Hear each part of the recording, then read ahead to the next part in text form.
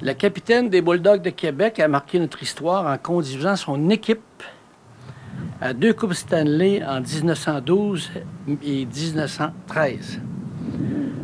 L'artiste Frédéric Laforge l'a bien compris.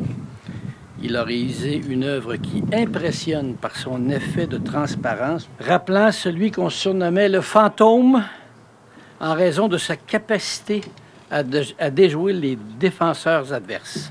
Et à la fois, les Bulldogs et M. Malone auront, sans contredit, incontestablement marqué le souvenir de nos citoyens de la capitale nationale. M. Malone a été choisi dans le cadre d'une consultation populaire qui visait à rendre hommage à des personnalités du hockey qui avaient marqué l'histoire du hockey ici dans notre ville au sein d'équipes légendaires. Et le fait même que M. Malone ait été sélectionné alors qu'il a évolué il y a plus de 100 ans dans le hockey est en soi remarquable et confirme à quel point il a laissé une trace indélébile dans le souvenir de nos citoyens, de nos partisans.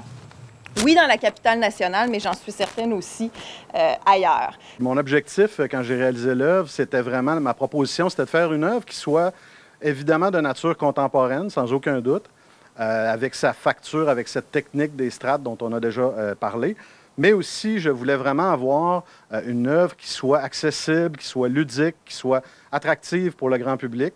Donc, j'espère vraiment que les citoyens, les amateurs de hockey vont apprécier ma proposition et j'espère qu'ils vont s'approprier l'œuvre.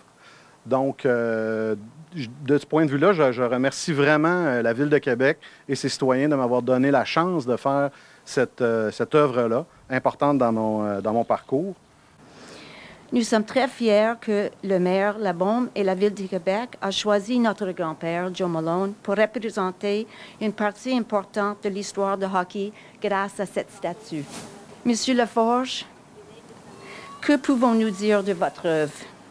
Si vous me permettez quelques mots en anglais, it is so beautiful, so innovative and evocative.